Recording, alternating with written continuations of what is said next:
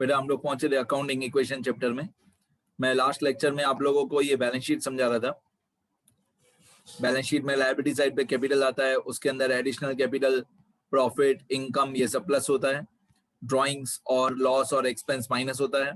मैं ये 4 ट्रांजेक्शन में समझाना शुरू किया था मैंने कि आउटस्टैंडिंग इनकम या अक्रूड इनकम हमारा एसेट होता है, ये पैसे हमको मिलना बाकी है। आउटस्टैंडिंग एक्सपेंस या अक्रूड एक्सपेंस हमारी लायबिलिटी होती है, ये पैसे हमको पे करना बाकी है। प्रीपेड एक्सपेंस हमारा एसेट होता है, प्री रिसीव्ड इनकम हमारी लायबिलिटी होती है। प्रीपेड एक्सपेंस मतलब आने वाले साल का एक्सपेंस जो हमने इसी साल में पे कर दिया, और प्री रिसीव्ड इनकम मतलब आने वाले साल की इनकम जो हमको इसी साल में मिल गई, प्री रिसीव्ड इनकम। आगे फिर मैंने यहाँ पे 5 ट्रांजेक्शन्स लिखी थी। मैं क्या करता हूँ, यहाँ पे एक ट्रांजेक्शन और ऐड कर देता हूँ।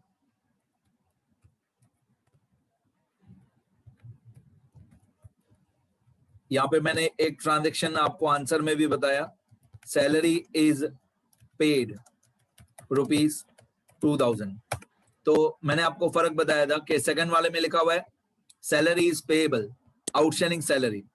सेकंड वाले में लिखा हुआ है आउटस्टैंडिंग सैलरी मतलब सैलरी पेएबल है, और थर्ड मैंने अभी एक नया नंबर लिख दिया सैलरी इज पेड, और मैं इसका आंसर बता चुका हूं आपको।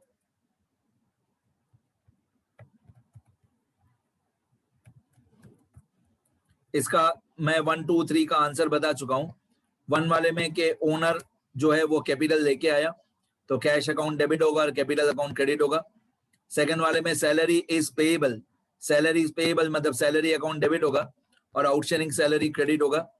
थर्ड नंबर ये होगा हमारा 3A, salary is paid, salary is paid, तो इसका आंसर होगा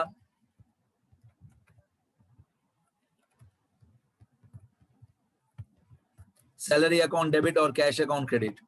तो मैंने आपको फर्क समझाया, सैलरी पेएबल मतलब आउटस्टैंडिंग सैलरी और सैलरी इज पेड, दोनों में फर्क क्या है। सेकंड वाले में हम सैलरी, सेकंड वाले में लिखा हुआ है कि सैलरी पे करना बाकी है, और थर्ड में लिखा हुआ है सैलरी हमने पे कर दिया। तो दोनों में क्या फर्क है वो मैंने आपको आंसर लिख के बताया। ठीक है, हो गया। अब इसकी भी अमाउंट थर्ड वाले की भी मैंने 2000 ही लिखी है, 2000 ही, राइट। चलो आगे बढ़ते हैं। अब फोर्थ नंबर क्वेश्चन में देखते हैं, फोर्थ क्या है।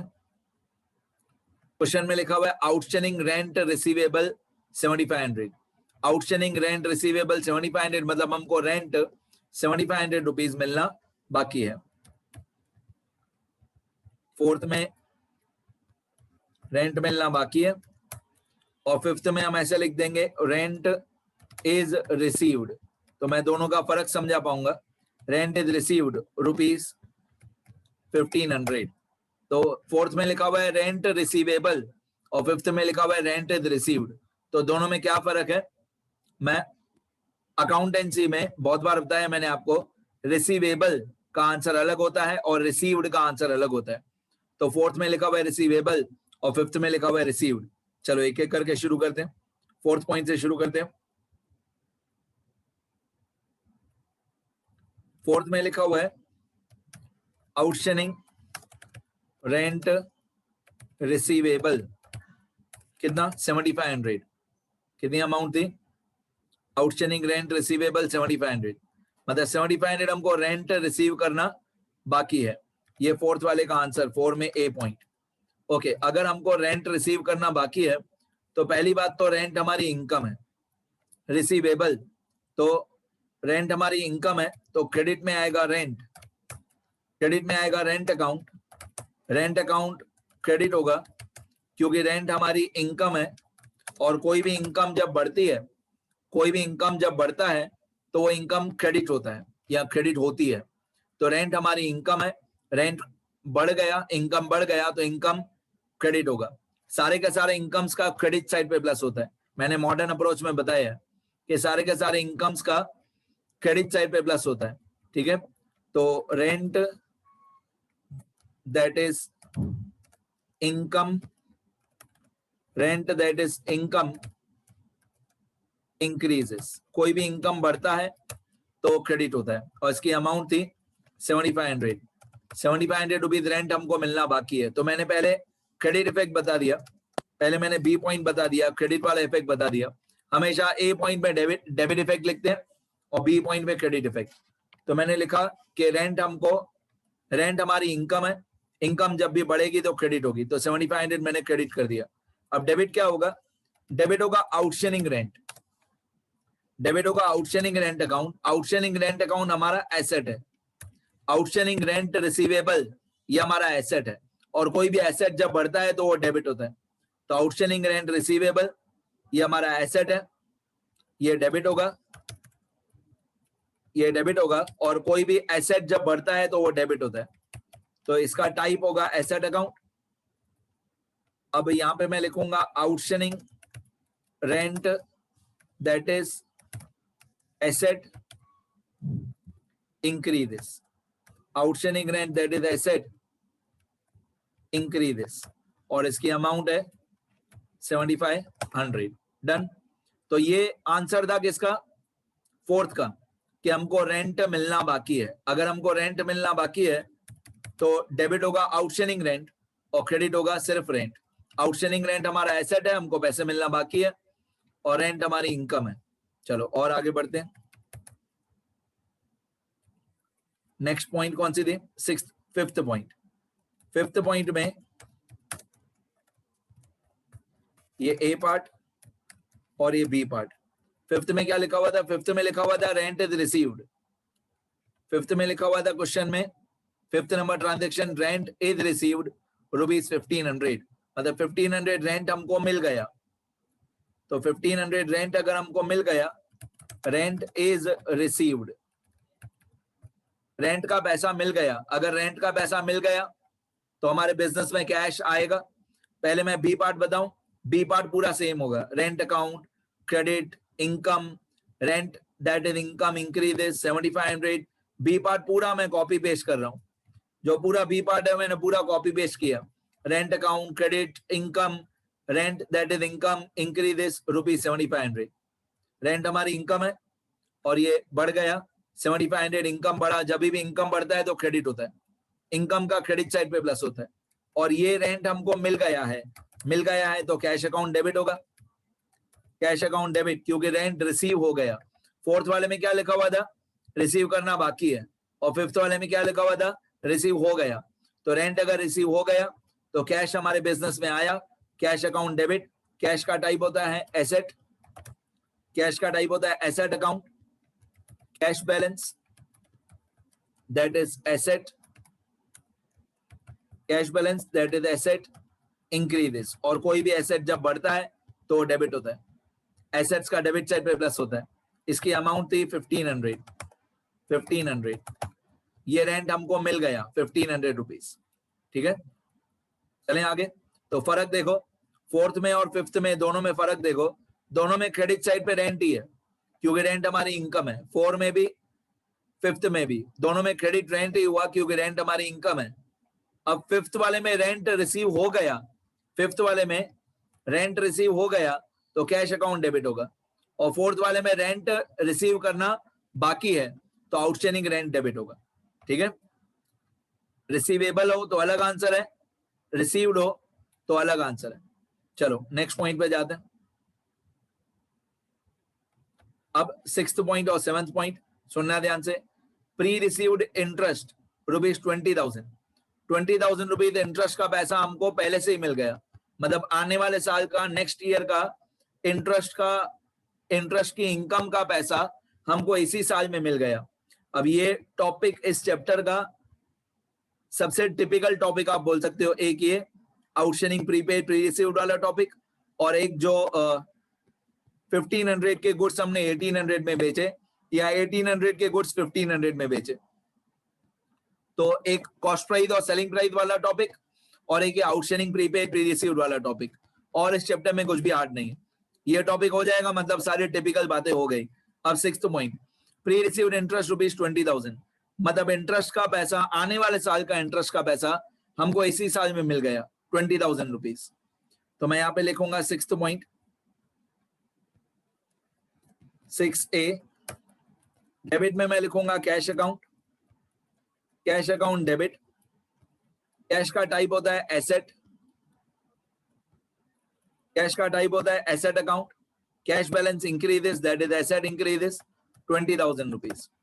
20,000 रुपीज आने वाले साल का इंटरेस्ट का पैसा हमको इसी साल मिल गया, तो कैश अकाउंट डेबिट, ये हमारा एसेट होता है, cash balance increases that is asset increases 20,000, और इंटरेस्ट हमारी इनकम है, इंटरेस्ट हमारी इनकम है, तो सॉरी इंटरेस्ट इनकम है बट इंटरेस्ट क्रेडिट नहीं होगा, इंटरेस्ट क्रेडिट नहीं होगा, क्रेडिट होगा प्री रिसीव्ड इंटरेस्ट। सुनना थोड़ा हार्ड है ये, pre received interest account credit होगा, pre received interest account credit होगा।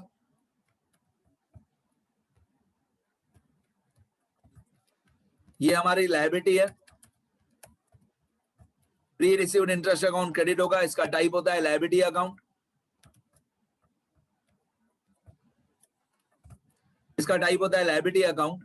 और कोई भी लायबिलिटी जब बढ़ती है, pre received interest that is liability,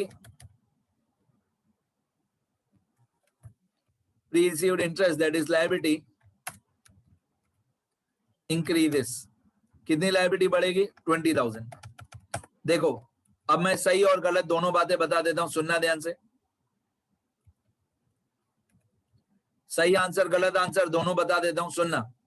हम लोगों को आने वाले साल का इंटरेस्ट 20,000 रुपीज इसी साल मिल गया, तो डेबिट होगा कैश अकाउंट, डेबिट होगा कैश अकाउंट के हम लोगों को पैसा मिला। अगर आप क्रेडिट में लिखते हो सिर्फ इंटरेस्ट तो गलत है, अगर आप बी पार्ट में, अगर आप बी पार्ट में सिर्फ इंटरेस्ट अकाउंट क्रेडिट करते हो तो रॉन्ग है। क्यों रॉन्ग है? अगर आप इंटरेस्ट अकाउंट क्रेडिट करते हो तो क्यों रॉन्ग है? क्योंकि अगर आप इंटरेस्ट अकाउंट क्रेडिट करोगे तो ऐसा लगेगा कि ये इंटरेस्ट की इनकम करंट ईयर की इनकम है, तो अगर आप सिर्फ इंटरेस्ट लिखोगे तो गलत है। प्री रिसीव्ड इंटरेस्ट लिखोगे तो सही है, प्री रिसीव्ड इंटरेस्ट मतलब आने वाले साल का इंटरेस्ट हमको इसी साल में मिल गया, तो अगर आप प्री रिसीव्ड इंटरेस्ट अकाउंट लिखते हो तो ये करेक्ट है, अगर आप सिर्फ इंटरेस्ट लिखते हो तो रॉन्ग है।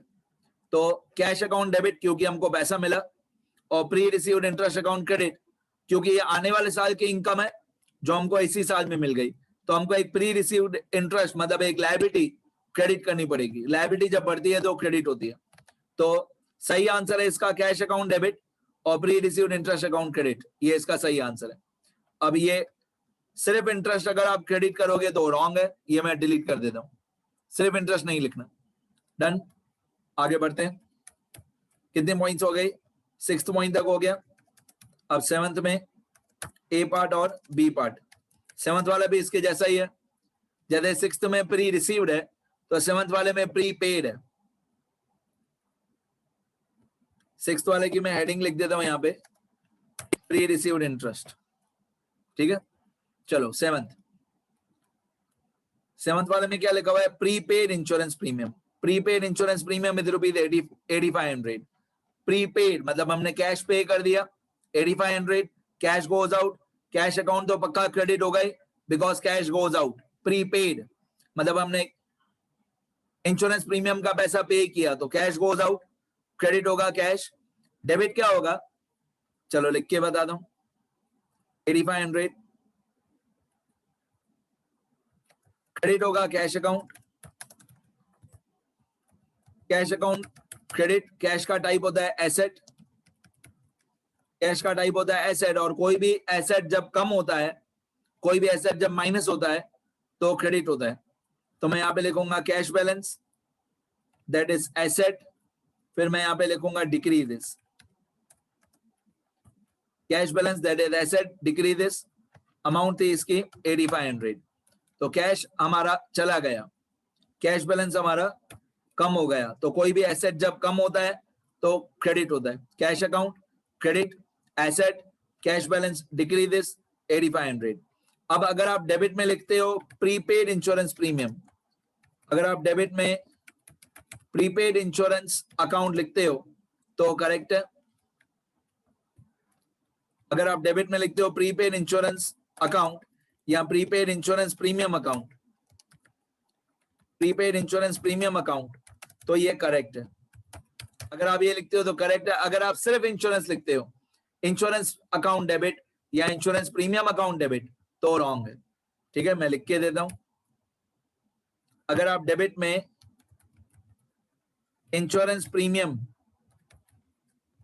अकाउंट डेबिट करते हो तो रॉन्ग है। Insurance premium account debit wrong है। सही क्या है? सही है प्रीपेड इंश्योरेंस प्रीमियम अकाउंट। तो आपको लिखना है prepaid insurance premium account debit, क्योंकि ये हमारा एसेट है, क्योंकि आने वाले साल का इंश्योरेंस प्रीमियम हमने इसी साल में पे कर दिया, तो ये हमारा एसेट है। आने वाले साल में ये प्रीमियम हमको काम आएगा, ये हमारा एसेट है, एसेट। और मैं यहां पे लिखूंगा prepaid insurance premium, prepaid insurance premium that is asset increases। तो प्रीपेड इंश्योरेंस प्रीमियम हमारा एसेट होता है, ये एसेट इंक्रीज हो गया 8500। तो एक एसेट हमारा बढ़ गया, एक एसेट हमारा बढ़ गया प्रीपेड इंश्योरेंस प्रीमियम, और एक एसेट हमारा कम हो गया कैश। प्रीपेड इंश्योरेंस प्रीमियम हमारा एसेट होता है, ये बढ़ गया, और कैश बैलेंस हमारा एसेट होता है, ये कम हो गया। दोनों की अमाउंट 8500 डेबिट, 8500 क्रेडिट। ये तो मालूम होगा सब लोगों को कि हमेशा डेबिट और क्रेडिट की अमाउंट इक्वल होनी चाहिए। तो प्रीपेड इंश्योरेंस प्रीमियम, ये हमारा हेडिंग हो गया। ये प्रीपेड इंश्योरेंस प्रीमियम ये हमारा हेडिंग है। हो गए 7 ट्रांजेक्शंस। तो मैं चाहता हूं कि मैं आगे बताऊं, अकाउंटिंग इक्वेशन एक्सप्लेन करूं, उससे पहले एक बार सब लोग ये सारा टॉपिक, सारी ट्रांजैक्शंस रीड कर लो अच्छी तरह। जो लोग रिकॉर्डेड लेक्चर भी देखेंगे उनके लिए भी मैं यही बोलूंगा कि पहले इतना लिख लेना, फिर नेक्स्ट टॉपिक बाद में समझना, क्योंकि इतना लिखा हुआ होगा तो आगे इजीली समझ में आएगा।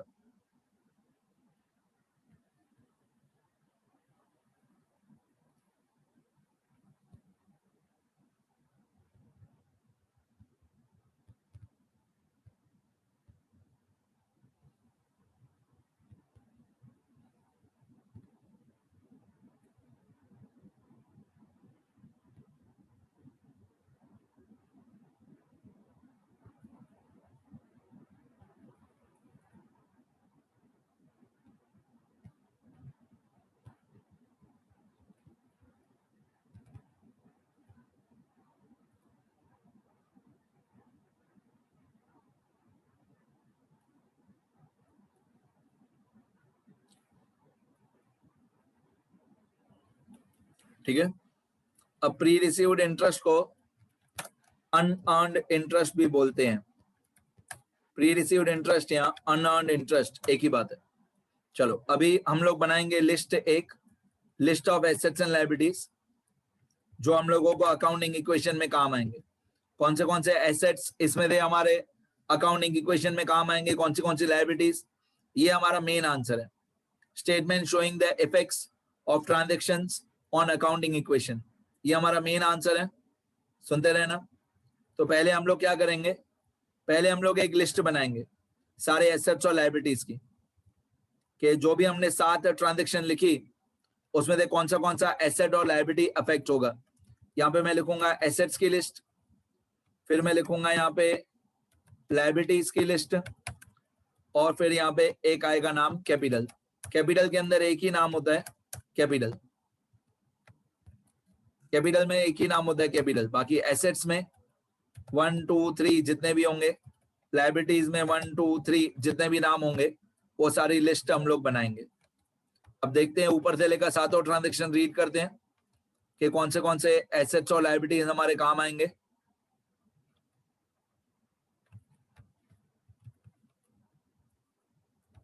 एक बार मैं रीड करूंगा सारे ट्रांजैक्शंस।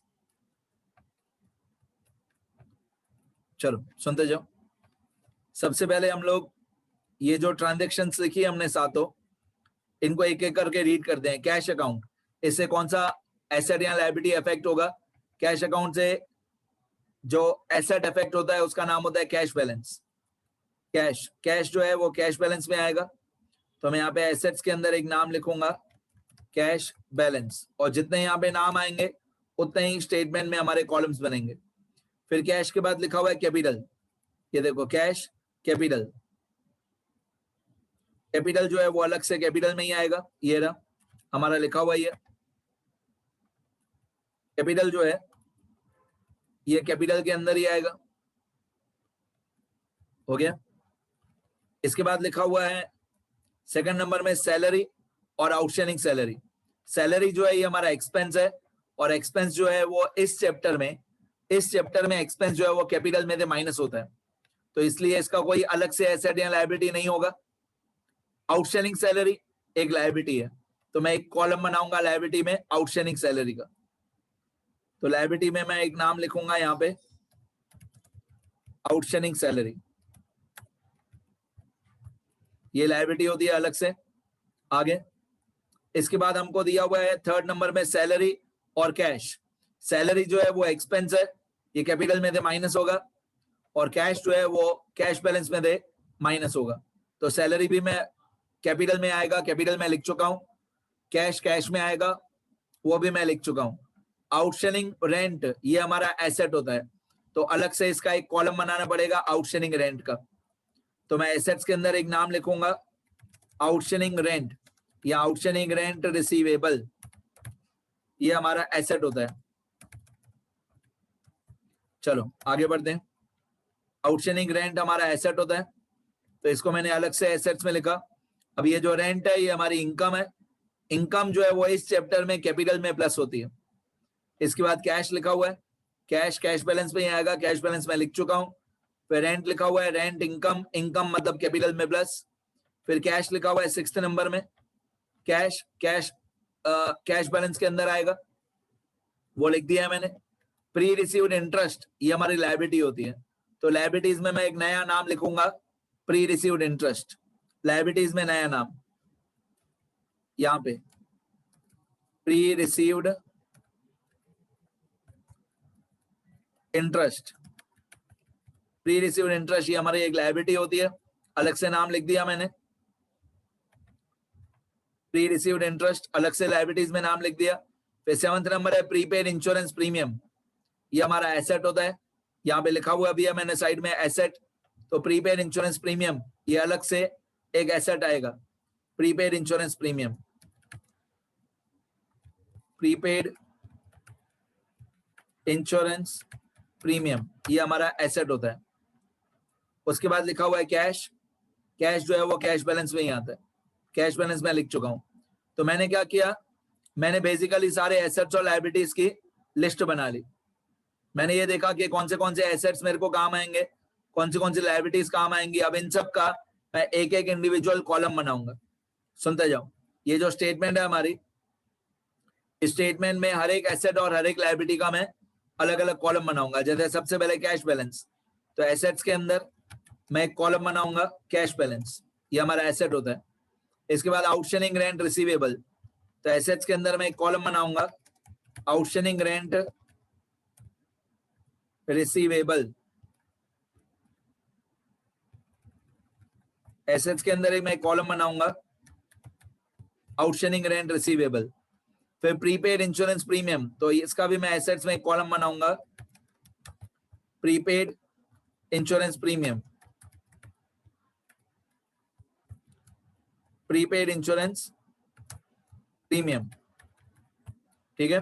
तो ये तीन एसेट्स मैंने बनाए, cash balance, outstanding and receivable, prepaid insurance premium. मैंने पूरा ट्रांजैक्शंस पहले रीड किया, देखा कौन सा एसेट और लायबिलिटी हमारे काम का है, लिस्ट बना लिया, और यहाँ पे सारे एसेट्स के मैंने कॉलम्स बना लिए। अब लायबिलिटी में एक है आउटस्टैंडिंग सैलरी, एक है प्री रिसीव्ड इंटरेस्ट, तो मैं दो कॉलम बनाऊंगा आउटस्टैंडिंग सैलरी और प्री रिसीव्ड इंटरेस्ट। लायबिलिटी एक आउटस्टैंडिंग सैलरी, और एक और कॉलम यहाँ पे बनाना पड़ेगा प्री रिसीव्ड इंटरेस्ट, एक आउटस्टैंडिंग सैलरी और एक प्री रिसीव्ड इंटरेस्ट। ये दो कॉलम मैंने बना लिए, आउटस्टैंडिंग सैलरी और प्री रिसीव्ड इंटरेस्ट। और कैपिटल के अंदर एक ही कॉलम होता है कैपिटल, वो मेरा बनाया हुआ ही है। कैपिटल के अंदर एक ही कॉलम है कैपिटल का, ये कॉलम बनाया हुआ ही है मेरा। चलो आगे बढ़ते हैं।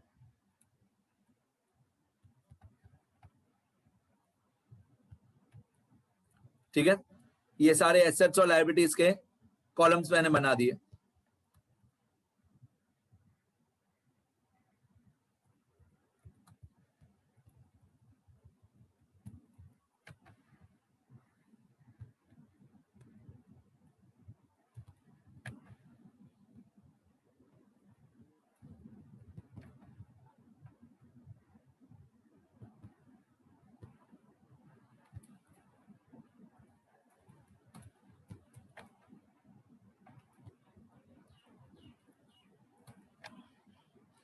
ठीक है, आगे बढ़ते हैं। अब अपने क्वेश्चन में जाते हैं, क्योंकि यहाँ पे जो statement showing the effect of transactions on accounting equation होता है, इसमें हमको सारा क्वेश्चन की सारी ट्रांजेक्शंस लिखनी पड़ती है। तो 1 से लेकर स्टार्ट कर दें। अब actual answer, actual accounting equation solve करना बहुत इजी होता है, बहुत छोटा ही टॉपिक होता है ये अकाउंटिंग इक्वेशन को सॉल्व करना। सुनते रहो। ये ट्रांजेक्शन नंबर 1, तो क्वेश्चन में देखते हैं ट्रांजेक्शन नंबर 1 क्या था। ये transaction number 1, owner mister x commenced a new business with cash rupees 80,000। Owner mister x commenced a new business with cash rupees 80,000। ये पूरा ट्रांजेक्शन हमको यहाँ पे लिखना होता है। Owner commenced a new business with cash rupees 80,000। New business with cash rupees 80,000, ये पूरा हमको ट्रांजेक्शन में लिखना होता है। अब अगर ओनर 80,000 रुपीज कैश लेके आया, तो इसमें कौन से 2 अकाउंट अफेक्ट होंगे? एक कैश अकाउंट, कैश बैलेंस हमारा बढ़ जाएगा, कैश हो जाएगा डेबिट 80,000, और कैपिटल हो जाएगा क्रेडिट 80,000। कैश डेबिट हो जाएगा 80,000 और कैपिटल जो है वो क्रेडिट हो जाएगा 80,000, कैश टू कैपिटल। तो एक हो जाएगा एसेट में प्लस, और एक हो जाएगा एसेट में प्लस 80,000, और एक हो जाएगा कैपिटल में प्लस 80,000। आगे बढ़ते हैं। अब सेकंड नंबर ट्रांजैक्शन मैं यहां पे लिखूंगा। सेकंड नंबर ट्रांजैक्शन क्वेश्चन में देखते हैं क्या था। अब एक्चुअली अकाउंटिंग इक्वेशन सॉल्व करना बहुत इजी होता है अगर आपको वर्किंग नोट सारे पता है, डेबिट क्रेडिट सारा पता है। Second number transaction outstanding salary, तो सेकंड नंबर ट्रांजैक्शन में लिखा हुआ है कि आउटस्टैंडिंग सैलरी जो है वो 2,000 रुपीज है। तो मैं यहाँ पे लिखूंगा आउटस्टैंडिंग सैलरी 2,000। इसके 2 इफेक्ट क्या थे? इसके 2 इफेक्ट है, सैलरी अकाउंट डेबिट और आउटस्टैंडिंग सैलरी क्रेडिट। मैंने लिखा है, आपको समझाया भी है। देखो, ये सेकंड नंबर ट्रांजैक्शन का डेबिट क्रेडिट 2 इफेक्ट। ये second number transaction outstanding salary, इसमें डेबिट क्या होता है? सैलरी। ठीक है, इफेक्ट्स याद करने हैं आपको। डेबिट होता है सैलरी, क्रेडिट होता है आउटस्टैंडिंग सैलरी। डेबिट होता है सैलरी, क्रेडिट होता है आउटस्टैंडिंग सैलरी। तो जो सैलरी डेबिट हुआ ये हमारा एक्सपेंस होता है, और जो एक्सपेंस होता है, जो भी एक्सपेंस होता है वो इस चैप्टर में कैपिटल में से माइनस होता है। तो जो सैलरी अकाउंट डेबिट हुआ 2,000, ये कैपिटल में से माइनस, और जो आउटस्टैंडिंग सैलरी क्रेडिट हुआ 2,000, ये अलग से लायबिलिटीज में आएगा। सुनते रहो। जो सैलरी अकाउंट डेबिट हुआ 2,000 वो कैपिटल में से माइनस होगा। यहां पे कैपिटल में से 2,000 माइनस। ठीक है, ये सैलरी अकाउंट जो डेबिट हुआ वो हमारा एक्सपेंस है, कैपिटल में से माइनस। और एक आउटस्टैंडिंग सैलरी हमारी लायबिलिटी है, तो आउटस्टैंडिंग सैलरी में प्लस, कैपिटल में से माइनस और आउटस्टैंडिंग सैलरी में प्लस 2,000। ठीक है, बाकी सब जगह पे हम लोग डैश डैश कर देंगे। बाकी जो कॉलम्स हमारे काम के नहीं है वहां पे सब जगह पे डैश डैश कर देंगे। और सेकंड नंबर ट्रांजैक्शन के बाद हर जगह पे न्यू इक्वेशन लिखेंगे। ये सेकंड ट्रांजैक्शन हो गई हमारी। अब हम न्यू इक्वेशन लिखेंगे सब, हर एक ट्रांजैक्शन के बाद आफ्टर सेकंड ट्रांजैक्शन, मतलब फर्स्ट ट्रांजैक्शन को छोड़ के सेकंड नंबर ट्रांजैक्शन के बाद अभी सब जगह पे मैं लिखूंगा न्यू इक्वेशन। यहाँ पे मैं लिखूंगा न्यू इक्वेशन मतलब क्या? सबको प्लस माइनस करके लिखेंगे। बाकी एसेट्स कितने बचे, लायबिलिटीज कितनी बच गई, कैपिटल कितना बच गया। बेटा ये वीडियो लेक्चर आधे मिनट में एंड हो जाएगा। नेक्स्ट वीडियो सब लोग ज्वाइन कर लेना और मैं आगे और भी समझाऊंगा, ये मेरे को कंप्लीट करना है। ज्वाइन करना फिर से बेटा।